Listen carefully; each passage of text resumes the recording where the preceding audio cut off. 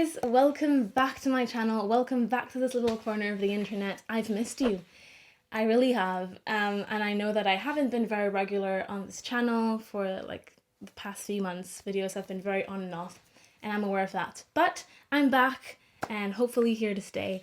But the reason why I was so on and off with this channel was that semester 2 was tough. Semester 2 has put me through some, challenges that I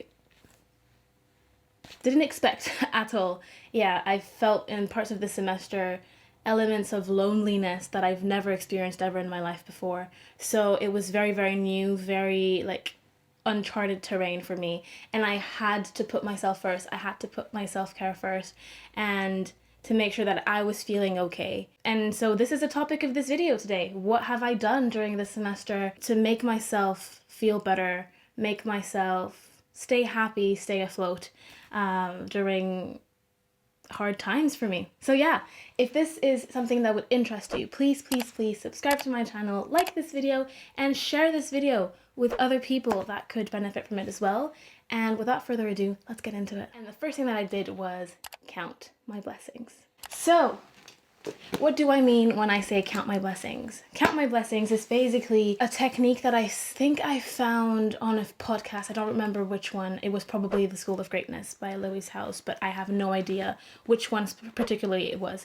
But it's this whole idea that even if you're going through hard times, even if life is difficult at the moment and you're going through uncharted terrain that you don't know how to deal with it, and it's just tough, your emotions are all over the place, you're crying more than you usually are. What counting my blessings is that even in elements of such adversity and difficult times, there are still things that you can be grateful for. And the other idea is that when you're feeling elements of gratefulness, so when you're in a state of being grateful for something, you can't be sad at the same time. You can't be angry at the same time. You can't feel lonely at the same time. So it's kind of like when you're grateful, that's the only thing you can feel. And being grateful is a very positive emotion. It's something that really fills you up with, with joy and feeling like, oh yeah, life is not that bad. Life is not great, but it's not that bad. So this is the book that I use. I remember I bought it when I was back home because I read a book about the law of manifestation, or law of attraction, sorry. And I said to buy a book and then put your blessings inside and whatever. And then actually this little book that I sort of started to read, I didn't finish, helped me realize that, oh, now that I'm feeling quite horrible in this semester, let me continue this practice. Let me continue writing down my blessings. So literally, I'm not going to show you guys, but literally I didn't write in this book since the 6th of May, and we are now currently the 2nd of June, showing you that I feel a bit better now. But before it was kind of like almost a daily practice, or at least, one day I would do it, one day I wouldn't. And I would just write on this book literally everything I was thankful for that day. So it could be literally the smallest thing. Thank you for the sun. My room was warm. Or thank you for letting me wake up when my alarm rang. Thank you for letting me smile today to the stranger on the street. I felt heard. It can be the smallest thing, like thank you for my room not being a mess today. It can literally be the smallest things, and you realize that there is beauty in the small things as well, and that we often don't recognize these things. We often just take them for granted, like, well, that's working, let me just focus on what's not working. But no, let's kind of shift the mindset back to everything that's working, everything that's going well. So then we can be like, oh yeah, life is not great at the moment, but so many elements of it are still amazing. So that was probably the most powerful thing I've done this semester. I bring this little book with me everywhere I go because I know that when I'm going through adversity, that's my best friend. Just write down all of my thoughts, everything that I'm thankful for, and what I'm also looking for in life. This is also kind of a manifestation book. Can do a lot of different things, this book. Moving on. The second thing I did was self-talk. Okay, so don't think it's weird to talk to yourself, because if you think about it, right now I am talking to you, but there's nobody around, so I'm talking to myself, so maybe I'm weird. But this whole semester, I always sorry, let me just backtrack a little bit. I always was somebody that kind of talked to myself anyways, because I like talking, and when nobody wants to listen, then I'm just going to talk to myself, you know? But this semester was particularly important for me to actually start a dialogue with myself. You know, when things were going not as bad as it was, I was like, okay, girl, you'll be fine. You'll be fine. You're going to get through this step by step. Let's first do the dishes. Now that you've done the dishes, okay, you've done it. Good, props to you. They're fully clean. They're pristine. Now let's go back to the room. Let's chill a little bit. Then let's go take a shower. And like, I was really like being my own, not my own parent, but being my own like friend, and really like walking myself through stuff. If I was, you know, crying, I was like, okay, you can cry. It's okay. Get your emotions out. It's okay. You know, you can do this. And I was literally like always quite positive, being like, girl, you can do this. You can do this. You're stronger than this. You know, like, there was this saying that says that God gives its hardest battles to its strongest soldiers. I was like, you're a strong soldier, my friend. You are. It's difficult, but you're a strong soldier. You're going to get through this, and you're going to understand why you went through this. You're going to learn new things from that. I was literally, every time I felt really bad, I was like, no. Let's compose ourselves. Let's find out why you're going through all of this. So I was really talking to myself a lot. Every time in the shower, you know how there's like condensation on the windows of the shower? I would literally write on there, and I was like, I love me, or I am enough, or I am strong, or I can do this. You know, I was really writing these things, and, you know, it might be little, but at least it just reminds you that, you know, I will get through this okay. And there was this therapist, Marissa Peer, from a podcast that I listened, I forgot where it was, but it's something that I wrote in my kind of journal, grateful thing. And she said something that stuck with me once, and I just thought about it again now, about the power of saying, like, I am strong, I am enough, like putting an adjective that you want to describe yourself after I am. And she said, everything you add to I am is added to you.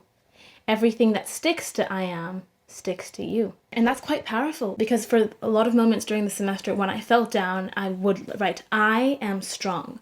I am enough. I love me. Or I can do this, you know, I am strong enough, or stuff like that. And that really, really helped me. And that's the kind of self-talk that I feel was like, okay, girl, I have my own back. And that was quite powerful. And yeah, I like having conversations with myself. So yeah, that was the second thing I did. Third thing, now that you've talked to yourself, now let's talk to others. So the other thing that really helped me during the semester was talking to people that were close to me. So the first person I go to was my mother. I spoke so much with her on the phone, crying and being like, I don't understand why I'm going through this. This is annoying. I don't, you know, I'm feeling so lonely. I've never felt this way before, and all of that. And she was just there. She would listen to me. She would help me and give me advice. So she was kind of like, hey, you know, the emotions that you're feeling right now are annoying. They're horrible. Nobody wants to feel lonely. Nobody wants to feel like that. But emotions don't last. She got that from a podcast as well. But emotions don't last, you know. Emotions are transient. Today you're feeling lonely. Tomorrow you may be the happiest girl in the world. So she was kind of like, stick on to that. Stick to that feeling. No emotions is bad. Stick to the feeling of like, yes, I'm lonely. Yes, this is crappy. But what is this here to teach me sort of situation. So that was really helpful to have somebody that I could talk to, somebody that I know that care about me a lot, and that was really, really helpful. So if you have people around you that you know you can talk to and have deep, long conversations with, first of all, it's going to help you connect with them, make you realize that maybe around you there's nobody, like physically around you there's not a lot of people that you deeply connect with, but through a phone call, you know, through a FaceTime, a WhatsApp call, there are people around that care about you that you can connect with. So try to maintain those connections. You know, I would call my mother, call my father, talk to my brother at times as well, call my friends from back home and have conversations with them to connect again. You know, really don't isolate yourself too much, even if physically you're isolated. You know, maybe around you physically, tangibly, there's no one, or there's not many people, but through a phone call, there are people. So take that phone and call them, you know, be like, hey mom, or hey friend, can we have a conversation and chat about it, and like, talk and have deeper conversations so you can feel deeply connected to them. And have a good connection with them. And another thing that I did was talking to others. That was kind of through the phone, but also I did talk with some of my flatmates as they started to come back slowly but surely in the flat, and having conversations with people that you might not know as well, but having like long 2 to 3 hour conversations. I had a few 2 to 3 hour conversations with some of my flatmates, and really getting to know them for who they are. Not just the very like, oh, where do you come from? Oh, where to do this? Oh, how was your holiday? No, really like much more, let's say, personal questions, and really opening up to each other and understanding who that person is and who you are and how you guys connect. Because the more you speak with people deeply, the more you realize that we're not that different. We're kind of all the same. We kind of all experience the same emotions at some point. We kind of, we're kind of very similar beings. So it's good to have deeper conversations to realize that, oh, that person that lives next door, we're not that dissimilar. We're quite similar, and it breaks boundaries. It's just good. I really like having deep conversations with people. You learn a lot about them. So now that we've talked to others, the fourth thing that is important to be doing is to do what makes you happy. Yeah. And it seems quite easy, to figure out and to say like, oh, do what makes you happy. And then you're like, kind of like, yeah, that's logic. You have to do what makes you happy to be happy. But I really realized this semester that to do what makes you happy, you first have to figure out what makes you happy. And that can be a bit more difficult at times. So during the semester, that really, allowed me to try and figure out, what actually brings my mood up. And I figured out that, I knew that already, but I need to sing. It's not a want for me, it's a need. When I feel sad, I need to sing. It's kind of like a self-medication. As I was saying, like self-talk, that's just like another form of self-talk. So singing was very important to me. Going for walks and just getting outside and moving my body was also important for me. That's something I realized that was important for me. Another thing that was important for me, dancing. Moving my body in another way, but dancing, listening to music, and really listening to the melodies and things like that. Another thing that was really important to me was cooking and making sure that I eat healthy food that I love and that I like eating healthy food, but I still like the food, I don't want to just be eating one salad and be like, oh, that was healthy. No, I want to actually have something that's good. And then another thing that I did was read a little bit. I didn't read that much, but every time I read, I felt good. And also listening to podcasts. That really elevated me, I think. Gave me a lot of things to think about, a few pieces of wisdom here and there. And I was like, listening to podcasts. I usually listen to The School of Greatness by Lewis Howes, On Purpose podcast by Jay Shetty, and a few others. These are podcasts that I would listen to when I felt quite sad, and let's say there's a therapist that's there and talking about loneliness. I was like, oh, I relate to that, and here are some actionable things that I can do. So these are the things that I realized were important to me for me to stay happy during the semester, and not just during the semester, like just generally in life. And another thing that I realized was that I was very easy to kind of give the remote of my happiness to somebody else, and being kind of like, hey, you have that remote, you deal with it, and then if you ever click on the good buttons and I'm happy, then I'm good. But then if you don't click on certain buttons or you click on the wrong ones, then I'll be unhappy.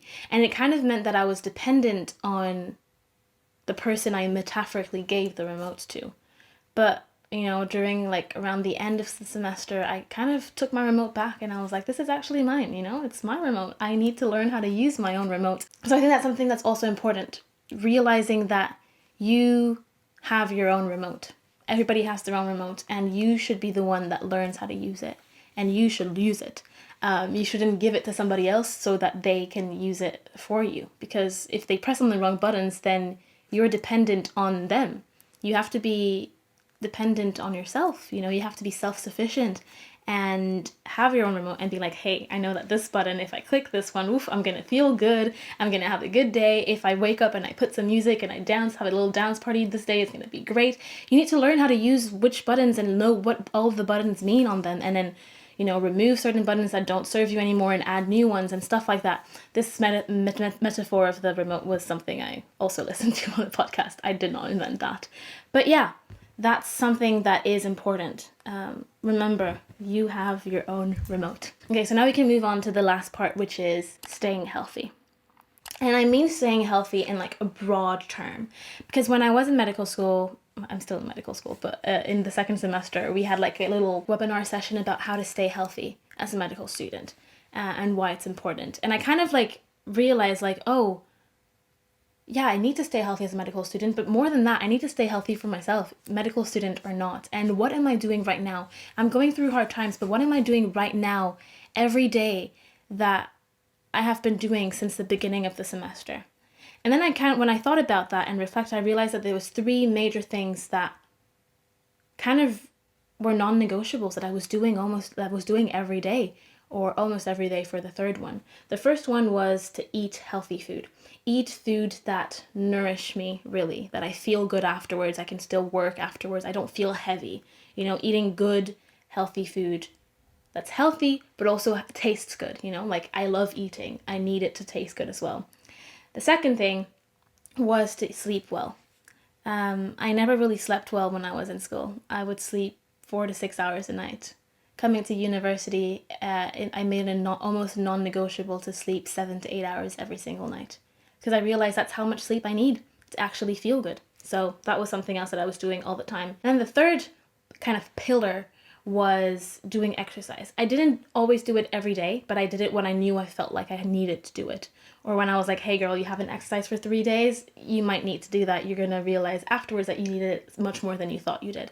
And these were kind of like 3 pillars, you know, like really 3 important pillars in my life that I realized were non-negotiables, that I was doing them every single day.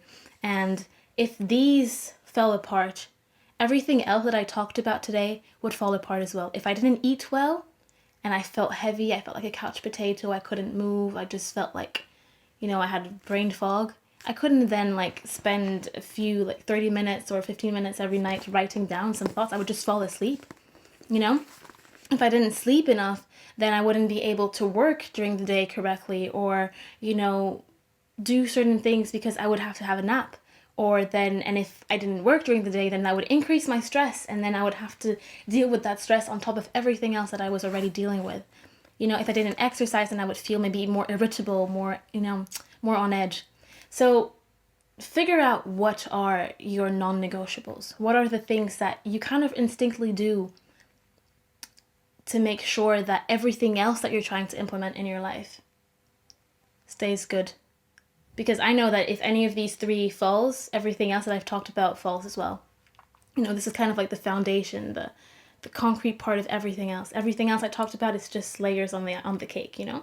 But the foundation, the strong part of it, are these 3 pillars. So yeah, I'm done. I think I finished explaining everything that I've done this semester to feel a bit better, to stay afloat. I hope that it was useful to you if you're going through hard times as well. Know that you're not alone. Really, you're not. You are not alone. And if you want to talk, if you want to share a few things with me, there's the comment section underneath my video, or if not, there's also my DMs. My DMs are open on Instagram at differentlymois. And yeah, I think I don't have anything else to say, but just before we leave, I actually do have one last thing to say, is you are exactly where you are supposed to be. Yeah, that's just a little reminder. You are exactly where you are supposed to be. Stay healthy. Figure out what are the small things that you're grateful for every day. And yeah, I'm gonna go now because I'm rambling. See you next week, guys. Thank you for watching.